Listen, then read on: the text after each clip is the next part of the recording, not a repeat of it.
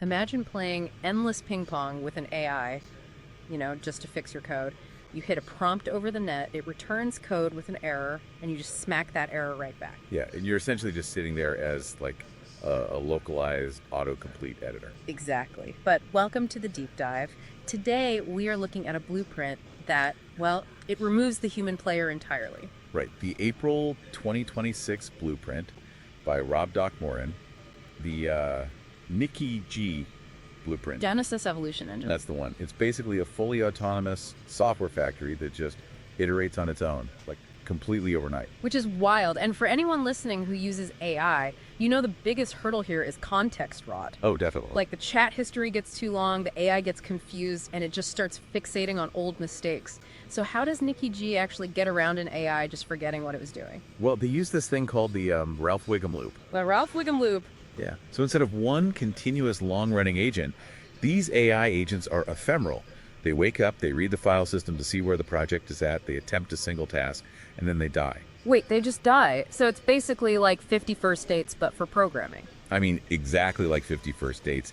Every morning, the agent wakes up, looks at the videotape left for it on the hard drive to, understand its reality, does its job, and checks out. With peak cognitive capacity and zero baggage. Right. But that creates a new problem. In machine learning, there's the clever Hans effect. Where the AI just fakes it. Yeah, it learns to fake the markers of success without doing the actual work. Right, because the system knows a task is done when it sees the phrase "Nika swarm complete," right? Yeah, exactly. So what stops this amnesiac AI from just spitting out that phrase and lying so it can go back to sleep? Reality checks. Niki relies on 5 verification gates. Okay, how do those work? They're hard-coded bash scripts that physically verify reality before accepting that completion phrase. They check, does the file actually exist on the hard drive? Right. Does it meet the required minimum line count? Does the code actually pass its automated test scores? And if it doesn't? The gate just slams shut, and the agent is forced to iterate again. Okay, so that amnesia trick works great for one agent trying to pass a gate, but the blueprint says there are 18 of them. Yeah, 18 amnesiacs. If you put 18 amnesiacs in a room, you just get chaos. How do they collaborate on an entire operating system without overwriting each other's work? It takes a very clever orchestration layer. They use a zero-dependency setup built entirely on 2 pucks. The terminal multiplexer. Right, which just runs multiple terminal windows in the background. But the real secret sauce is how they stagger the start times of the agents by, like, tiny fractions of a second. Wait, why does staggering them matter? To prevent thundering herds. Oh, hitting the API all at once. Exactly. If 18 agents wake up and hit the AI provider's API at the exact same millisecond, they crash the system, or they get blocked.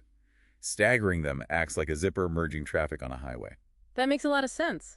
But if they're staggered and constantly waking up and dying, who is managing the actual project timeline? They use an inception architecture. Like nested time. Yeah, basically. You have 25-minute sessions, which roll up into loops, then sprints, and finally epochs. Okay. And after each 25-minute session, a handoff generator wakes up. It acts like an autonomous project manager. Oh, wow. It tallies up all the work the swarm just did, and it autonomously writes the product requirement documents for the next shift. The actual blueprints, that is insane. But wait, hold on. I was looking at the breakdown of those 18 agents, and they aren't all building code. Right, no. You got 12 domain builders, but 6 governance agents. Like an architect and a security agent. Exactly. And their sole job is to police the builders through Option C oversight. But isn't the point of an AI factory to be fast? Why would you intentionally introduce friction and have your AI constantly arguing with itself? Because stasis is failure. If the builders agree too easily, they might write, well, brittle, lazy code. Ah, I see. The oversight agents are programmed to actively destroy the builder's assumptions. To force them to defend their choices. Right, which guarantees the resulting code is battle-tested and mathematically sound, not just boilerplate autocomplete. It's like having a team of genius developers who also happen to be incredibly pedantic code reviewers. Yeah, working at lightning speed. So what did this argumentative amnesiac swarm actually produce? In a single 2-hour cycle, they built Niki iOS. 2 hours. 2 hours. The system generated 11,139 API endpoints. The channels where software talks to other software? Right, and 183 React user interface components. That is just unbelievable. And the cost was fractions of a cent per iteration. Wow. The economics of software are completely inverted here. Totally. Your role shifts. You're no longer the typist playing ping pong with errors. You are now the systems architect. Right. You set the broad strategy, and the swarm executes the microscopic details.